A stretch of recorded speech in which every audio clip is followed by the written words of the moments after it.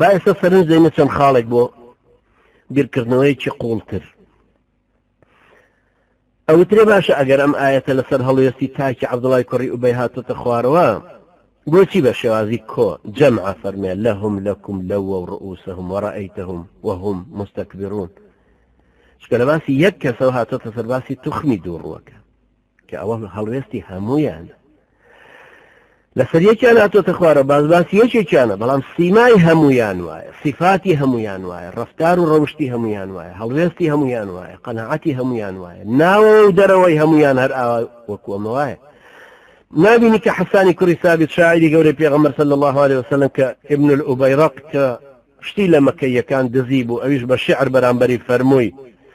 ظننتم بأن يخفى الذي قد صنعتم وفينا رسول عنده الوحي واضعة. واتواتان گومانە بەر کە ئەوەی کردتان بۆتانە شاردایە، بەڵام ئێمە پێغەمبەرێکمان لەناوە کە وحی بۆ دێت و هەواڵیەدات. یعنی چی مەجالێکی شاردنەوەی ئێوە یەک کەستان خۆ دزیەکەی کردو، بەڵام واتان نەزانی دزیتان پێکرێەوە شاردێتەوە، بەڵام ئێمە پێغەمبەرێکمان تێیە کە وحی بۆ دێت، بۆ وحیەکەی خوای گەورە و شتانە هەموو یەزانی. ئەمەیە کەوا بوو هەڵوێستی یەکێکیان هەڵوێستی ئەوانی تریشان هەمووی وایە. خوای گەورە باسی منافقەکانەکە دوای هەمویانە فەرمێ مەثەلوهم هی نمونەی هەر هەمویان کەمەثەلی الەذی وەک نمونەی ئەو کەسە وایە. لێرە چۆن هەڵوێستی هەموویانی لە بەقەرەیە سوورەتی بەقەرە لە سەرەتای سوورەتی بەقەرەیە هەڵوێستی هەموو دووڕووەکانی تەشبیه کردووە بە یەک کەس، مثلهم كمثل الذي استوقد نارا. بەڵام لێرە هی ئەو یەک کەسەی هێناوەتە سەر صفاتی هەر هەمویان لەبەرەوە هەمویان وەکو یەکوان لەهم لەکم لەوە ڕؤوسەهم وهم مستەکبرون وەڕەئەیتەهم یەصدون وهم مستەکبرون. خاڵێکی تر دەدانە ساڵی ڕەبق ئەم دووڕوانە لە ڕیزی یاوەرانی پێغەمبەر بوون صلی الله عليه وسلم. ئەهاتن و ئەچوون ئەمە ڕەفتاریان جایەوە تەسەورکن برایانی بەڕێز 10 ساڵی ڕەبق 365 ڕۆژی 10 ساڵ ئەم دووڕوانە ئەمە ڕەفتاریان لە پێش کۆچی دوای پێغەمبەری پێشواشە صلی الله عليه وسلم خوای گەورە ناوی ئەو دووڕوانی پێ ڕاگەیاندە بوو. ئەویش تەنها بە یەکێک لە یاوەرانی خۆی فەرموو کە حوزەیفەی کوڕی یەمان بخوا لێ ڕازی بێ بۆی نهێنی باوەڕهێنان و نهێنانی خەڵکی نەکەوێتە ناو ناوان، خەڵکی نەکەون لە تیر و توانجگرتنە یەکتر و تۆمەتبارکردنی یەکتر و یەکتری لاوازکەن و کۆمەڵگەکە شەڕە دەمیان تێکەوە و بکەونە شەڕە چەلحانە لەگەڵ یەکتری، اینجا کەونە شەڕە بازوو دەست و بازوو، اینجا شەڕە تیر و شمشێر. نابینی تەنانەت یەکێکی وەکو عومەری کوڕی خەتاب خوا لێ ڕازی بێ ئەو کەڵە پیاوەی ئومەتی ئیسلام هاتە لای حوزەیفە و لێ پرسی ئەرێ ئایا ناوی من لە لیستی دووڕوەکانان نییە؟ حوزەیفە خوا لێ ڕازی بێ هەرەوە نەیەفەرموو نا ناوی تۆی تیانی نەیەفەرموو ناوی فڵان و فڵانی تیایە. یاوەران کە ئەیان بینی یەکێک کۆچی کردووە سەیریانە کرد بزان ئەنی کۆچی دوایی کردووە مردووە سەیریانە کرد بزان پێغەمبەر صلی الله عليه وسلم نوێژی جەنازەی لەسەرەکە یاننا ئەگەر لەسەری نەکردا ئەیان زانی ئەوە یەکێک بووە لە دووڕوەکە. چکە خوای گەورە فەرمێ ولا تصلي على أحد منهم مات أبدا ولا تقم على قبره إنهم كفروا بالله ورسوله وماتوا وهم فاسقون. نەش لەسەر کەسیان نەکەی کە مرد نەشچیتە سەر گۆڕەکەی، چونکە ئەوانەی باوەڕیان بەخوا و پێغەمبەرەکەی نەهێنا بە کافری سەریان نایە دەبا بڕۆن. دوای کۆچی دوای پێغەمبەر صلی الله عليه وسلم کە جەنازەیەکیان بۆ نوێژ ئەهێنا عومەری کوڕی خەتاب خوا لێ ڕازی بێ سەیری کرد بزانێک ئاخۆ حوزەیفەی کوڕی یەمان نوێژی لەسەرەکە یانە،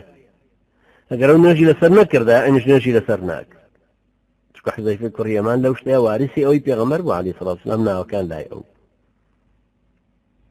ئەوەش خاڵێکی تر سەیری ئەو سزادانە لەناو کۆمەڵگە مەدەنیەکە چۆن سزایەکی سەختیانەدا بۆی کە ئیتر وەکو گڕوێوان کەس توخنیان ناکرێ هەموو بە گومانەوە سەیرانەکەن. خاڵێکی تر سەیرکە ئەوە عەبدوڵای کوڕی ئوبەیە لە مەدینە لە سەردەمی هاتنە خوارەوەی وەحیە بۆ پێغەمبەری نازار صلی الله عليه وسلم. ئەوەندەش لە کۆڕ و کۆمەڵگەکەی پێغەمبەر صلی الله عليه وسلم نزیکە کە خەمی ئەوەیەتی ئاەتی قورئانی لەسەر دابز کەچی هەر باوەڕ ناهێنێ. باوەڕی وایە ئاەتەکە لە خواوە دێ، باوەڕی وایە حەقیقەتە، باوەڕی وایە کە لەسەر هەڵوێستەکان دێتە پێش. لە ناخێ باوەڕی بەخوا نییە، باوەڕی بەم ئیسلامەتیانە بەم پێغەمبەرایەتی محەممەد نی عەلەیهی سەڵاتو وسەلام ئەشترسێلەوەی ئاەتی لەسەر بێتەوە. هەر باوەڕ نایەنێ ئاوە بە کافریش سەرەنێت ئەم هەموو بارەدۆخە ئیمانیە نوێ کاری تێناکە ئەو هەموو هەڵوێستە هات و ڕۆی ئەو دڵە ڕەش و ڕقەی بەرەو ئەم دینە نایە هەر لەبەر ئەو پلەپایە کۆمەڵایەتی کە بە تەمابوون بیکەن بە پاشای مەدینە پێش هاتنی پێغەمبەر صلی الله علیه وسلم تازە لە دەستی چوو ئەنجا بەسەر شتێکیشە ئەگری و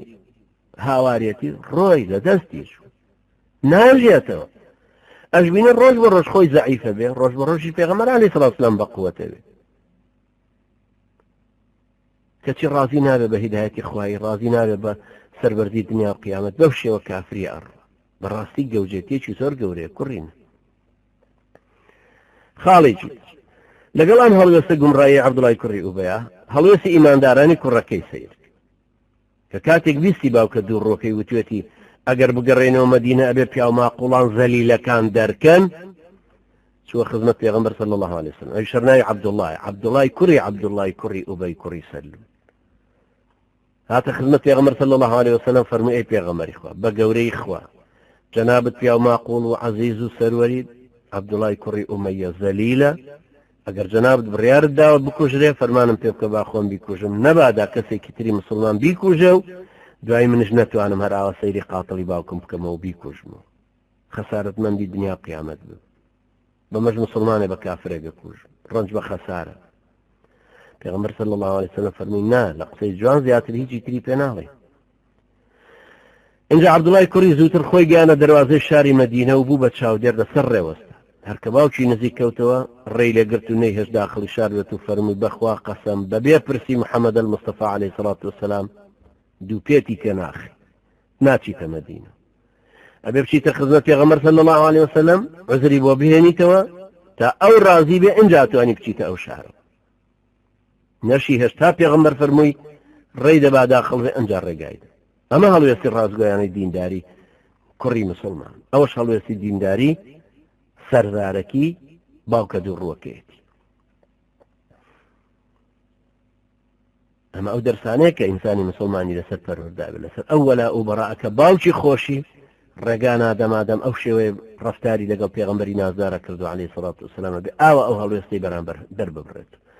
ئێستا باوکەکە هەزار جنێ بە پێغەمبەرەدا عەلەیهی سەڵاتو وسەلام کوڕەکەش لە هەمان شێو کرێکاریشەکەەوە هێنێتە بۆ ئەو باوکە کافرە ڕەنجی خۆی و قوتی خۆی و هەموو هەوڵ و ڕەنجێکی خۆی خاتەوە بەردەستی ئەو باوکە کافرەی کە ڕۆژانە جنێو بە پێغەمبەرەدا عەلەیهی سەڵاتو وسەلام بۆ تەمەڕودی لێ ناکە دوورکە وەرەوەی تا بە ئەدەبیەکە